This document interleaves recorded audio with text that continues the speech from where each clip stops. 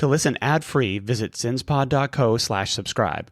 Starting at $2.99 a month, you'll also get access to our exclusive bonus content episodes when you join through Patreon or Apple subscriptions. Thanks for supporting the show. Year after year, thousands of unsolved murders or missing persons cases take place in the United States, leaving families searching for answers.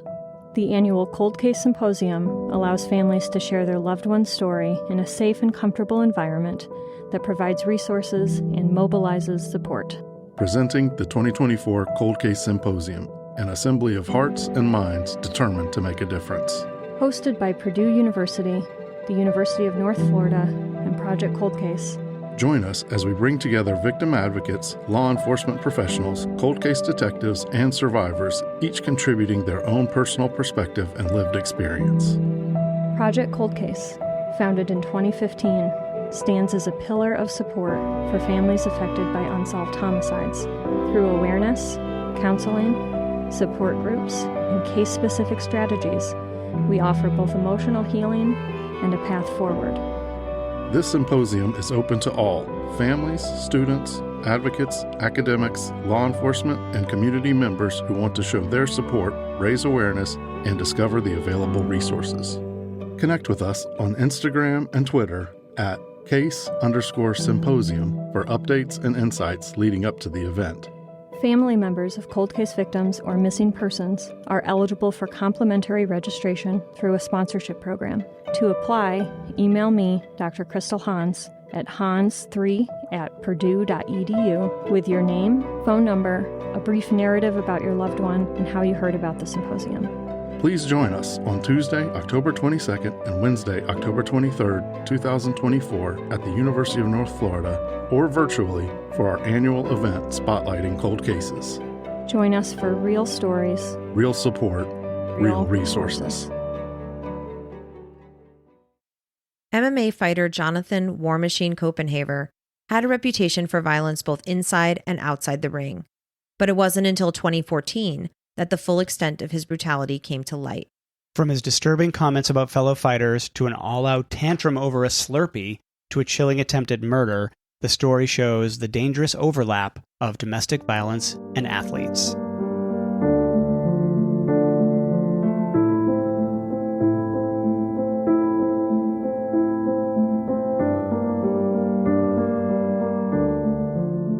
Hi, and welcome to Sins and Survivors, a Las Vegas true crime podcast, where we focus on cases that deal with domestic violence, as well as missing persons and unsolved cases.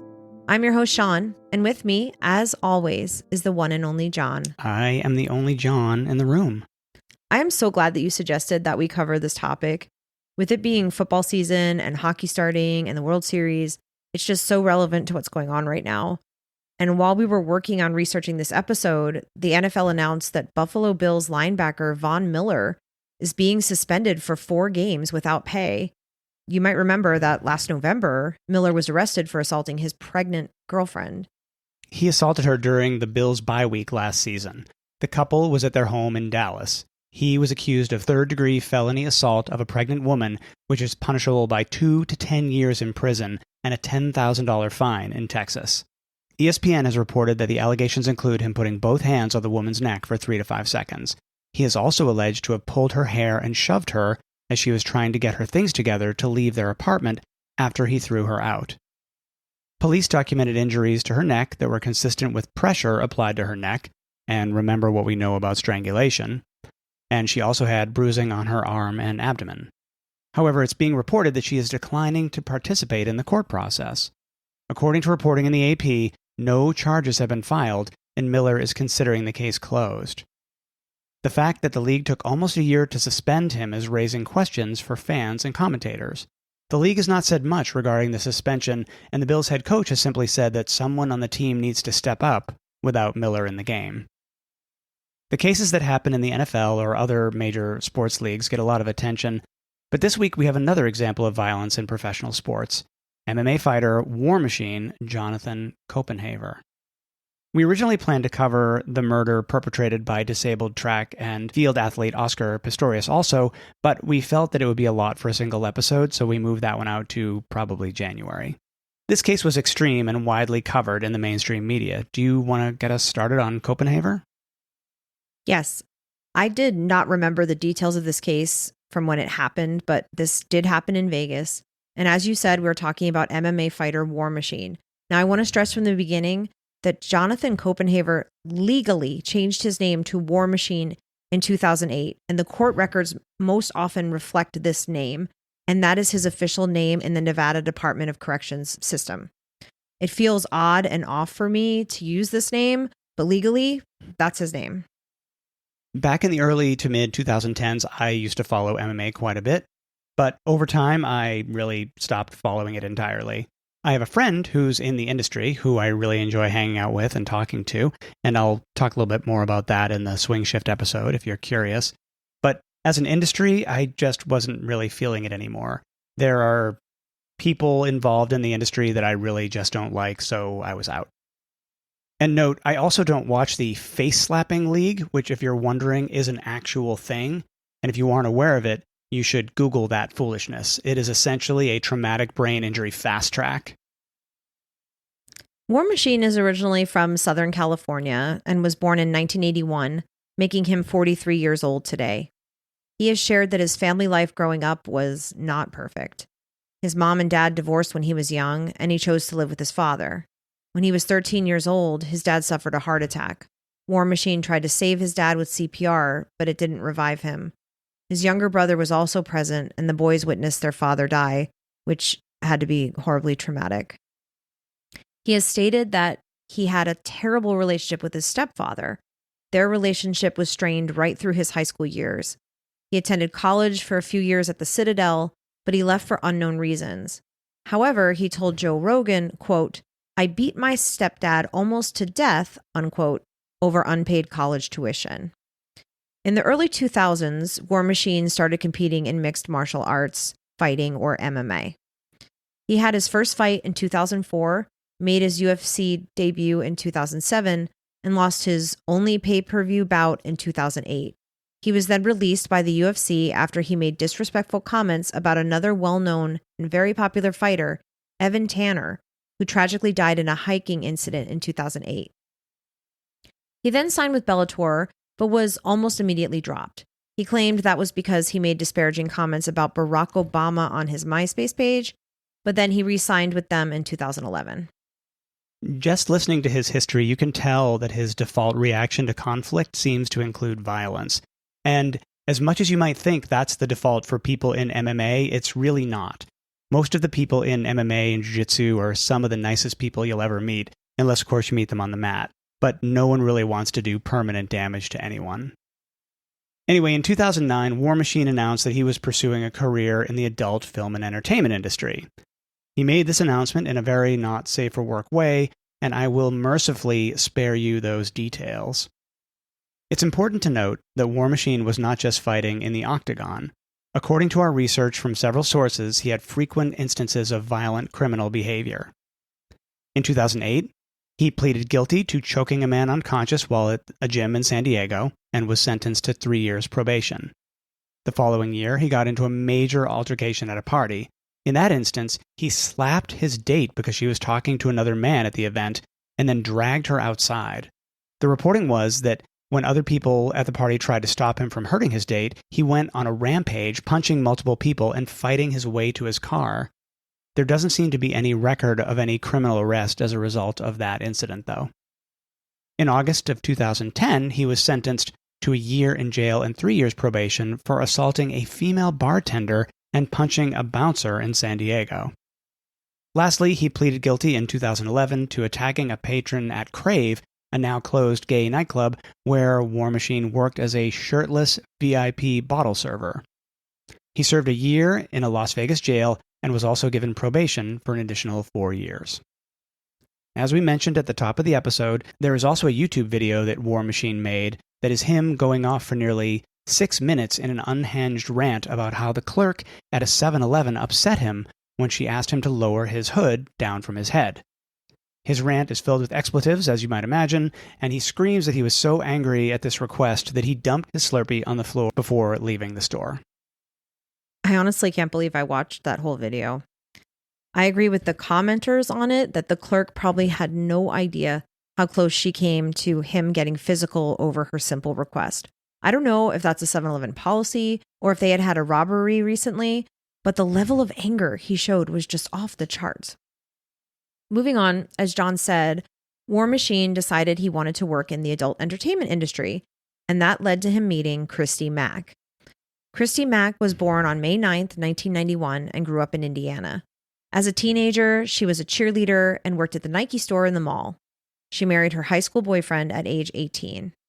In 2012, at age 21, she decided to leave the Midwest and married life behind and moved to Miami and began a career in the adult entertainment industry as a model and an actress. Christy Mack has an incredibly sharp sense of humor, and I want to mention that in a 2015 ESPN article about her, the reporter noted that she has 2 pit bulls named Cleopatra and Patrick Swayze. Christy Mack had, and continues to have, a very successful career in adult entertainment. She's won awards, and immediately when she launched, she became known for her very unique look. Her hair was styled in a very distinctive black mohawk that was not common at all for her industry. She met War Machine at a photo shoot in the spring of 2013. Christy has said that she was very ill at the time of the shoot. She had pneumonia, and she was moved by War Machine's kindness. He offered to take care of her due to her illness, and the two of them just enjoyed spending time together at her hotel, sharing pizza. We've mentioned this before, but batterers and abusers generally don't start off being violent. War Machine was no exception with Christy. He won her over with sweetness and caring. It wasn't until 4 to 5 months into the relationship that he became violent. That violence quickly escalated. He was hitting her at least once a month, lifting her up by her throat, suffocating her, and strangling her. He would take her phone so she couldn't call her mom to let her know what had happened. Their relationship was on again, off again, and every time he would hit her, she would think, oh, it'll never happen again.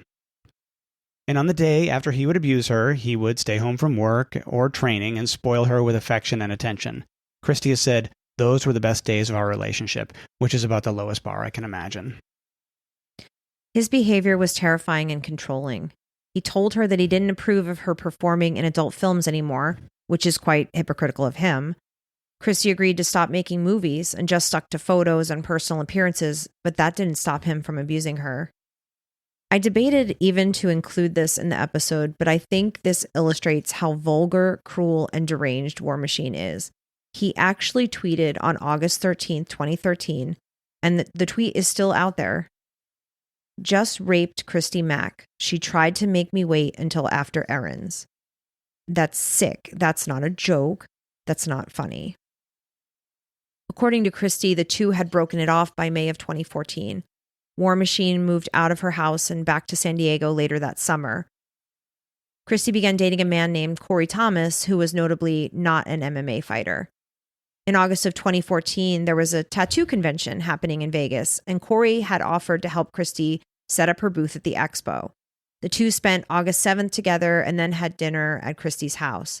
The two of them were asleep, fully clothed, as Christy explained, in Christy's bed when in the early morning hours, War Machine used his key to enter Christy's house. He went into her bedroom and turned on the light. War Machine jumped on Corey. He started beating him in the face and head. Corey would later testify, he bit me on the cheek, and I could feel the bite. Once I registered that I was being bitten, I put my hands back up to try and break him off of my face, and then he hit me on the arm. War Machine put Corey in a chokehold. The two fought for more than 10 minutes. Corey said, I'm looking up at the ceiling and thinking to myself, I'm going to die in Christy's bedroom. This is how I'm going to go out. Corey tried to reason with War Machine, and surprisingly, it worked. He let him go on the condition that he not call the police. Corey left, and according to Las Vegas Sun, he did call the police before being transported to Sunrise Hospital for a bone fracture and multiple contusions. He had a broken nose, dislocated shoulder, and other scrapes, bruises, and bite marks. After Corey left, War Machine attacked Christy and nearly beat her to death. He also attempted to rape her. While she was lying on the floor of the bathroom, he went through her phone and became even more enraged when he discovered she was following certain people on Instagram or Twitter. Each time he found something he didn't like on her socials, he would kick or hit her again. He also canceled all of her plans for the following week, according to Christy, to make it so no one would wonder about her whereabouts. The attack lasted nearly 2 hours. He also assaulted her with a knife, pressing it against her head, her hand, and her ear. She was in and out of consciousness. At some point, he saw how horribly injured she was and said, "Now I have to kill you."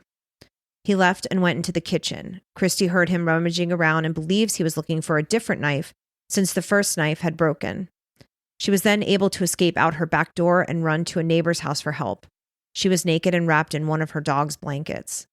She was taken to the hospital with 18 broken bones, including a fractured rib, fracture of her left orbital bone, multiple nasal fractures, lacerated kidneys, 12 broken and missing teeth, multiple lacerations to her head, and significant bruising to her face, leg, and torso. He had ruptured her liver from kicking her. The injury was so severe that the doctors would not perform surgery on her face immediately because they were concerned she wouldn't be able to tolerate the anesthesia. She was unable to walk on her injured leg due to the severity of the bruising. According to reporting from ESPN, the damage done to Christy's face permanently changed her appearance. The broken bones in her eye sockets caused her to need to wear glasses, and the veneers to replace her broken teeth changed the shape of her mouth. I mentioned before that he used a knife on her. He used that dull knife to saw off her trademark mohawk hairstyle, in a sense removing her identity and lacerating her head in the process. Christy said, "So when I'd look in the mirror, it's not me. That person wasn't me. It's so hard to go every day without being you anymore." A quick note before we go on, Christy's dogs were outside in her backyard during the attack and they were unharmed. Her mother, Erin, said that on the morning of August 8th, War Machine texted her that she needed to go check on her daughter. She went to Christy's home to find police officers there, and she was terrified that her daughter had been killed. She knew that Christy would want her animals cared for, so she secured Christy's dogs from animal control and made sure her ferrets and snakes were okay before she went to the hospital.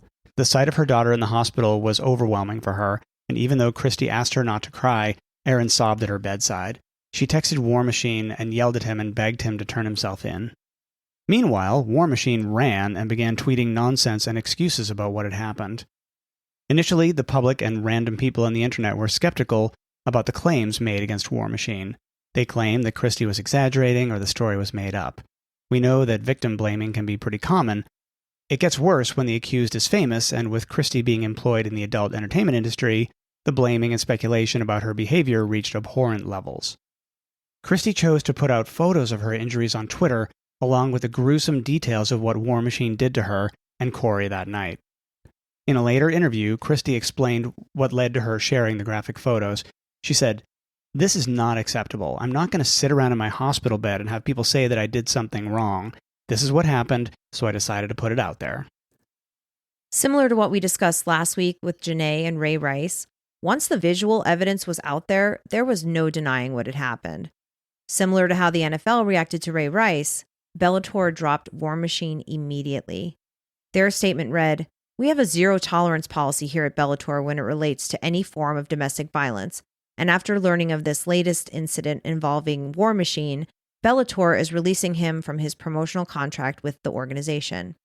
The president of Bellator, Scott Coker, was new to Bellator at the time, but he stated to ESPN that he wanted to send a message to everyone that abuse wouldn't be tolerated.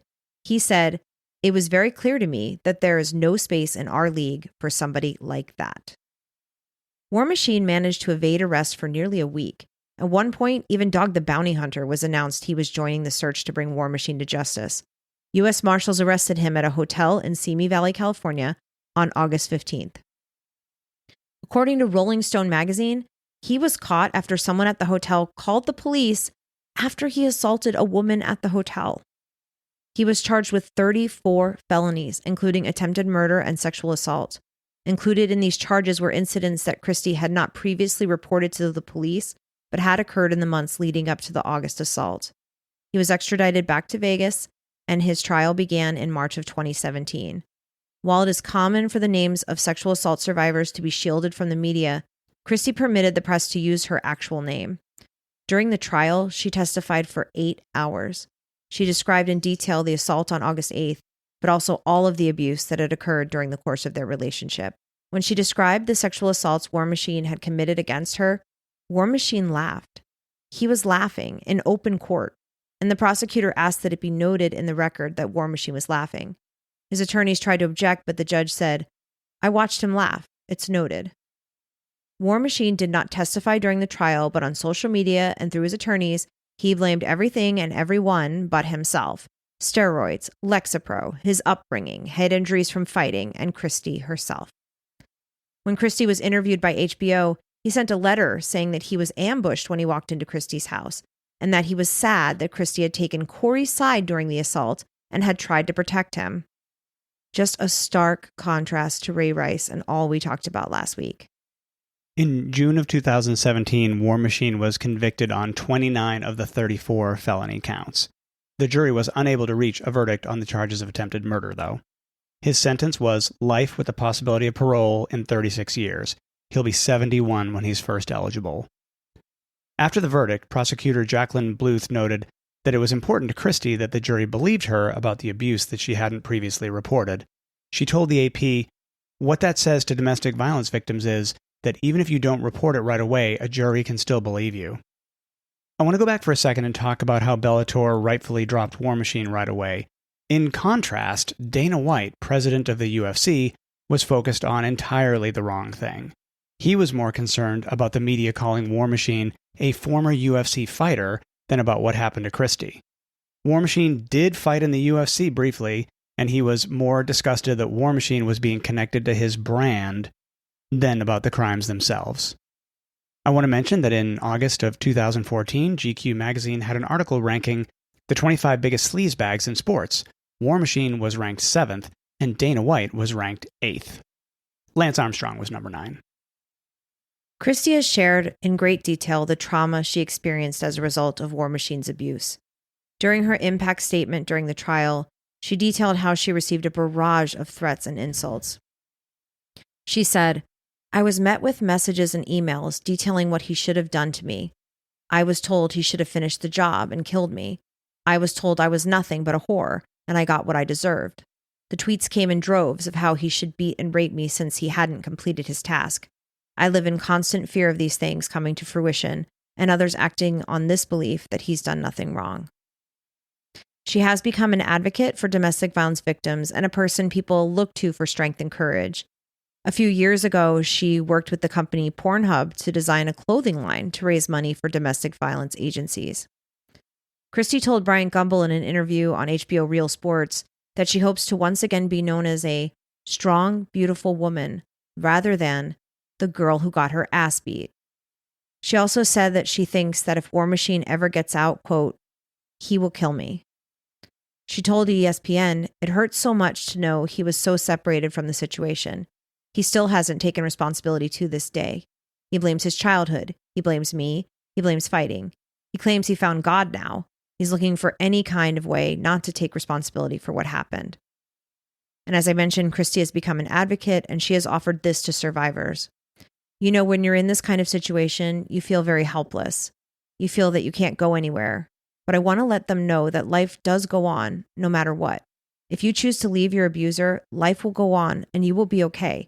And you can make it. I'm sure we could do a 3, 4, or 5-part series or even a whole season just on the incidents of domestic violence in sports. As I mentioned, we have an episode on Oscar Pistorius later in the season.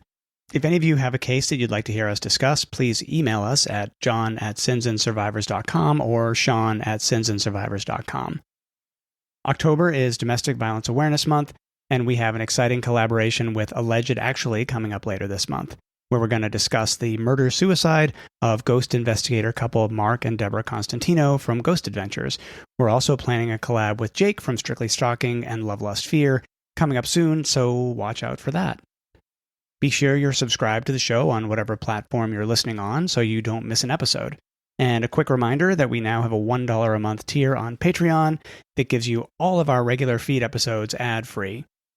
We appreciate everyone who subscribes and helps support the show so we can cover our expenses with researching and producing the podcast.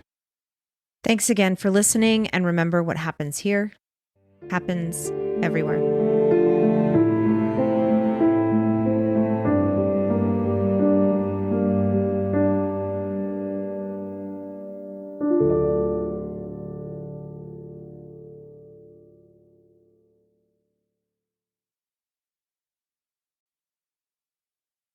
Thanks for listening.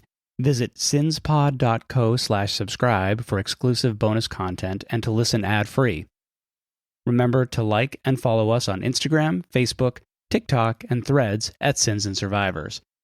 If you're enjoying the podcast, please leave us a review on your podcast platform of choice. You can contact us at questions@sinsandsurvivors.com.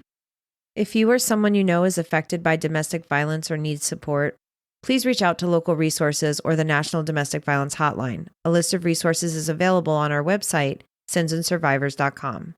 Sins and Survivors, a Las Vegas true crime podcast, is researched, written, and produced by your hosts, Sean and John. The information shared in this podcast is accurate at the time of recording. If you have questions, concerns, or corrections, please email us. Links to source material for this episode can be found on our website, sinsandsurvivors.com. The views and opinions expressed in this podcast are solely those of the podcast creators, hosts, and their guests. All individuals are innocent until proven guilty. This content does not constitute legal advice. Listeners are encouraged to consult with legal professionals for guidance.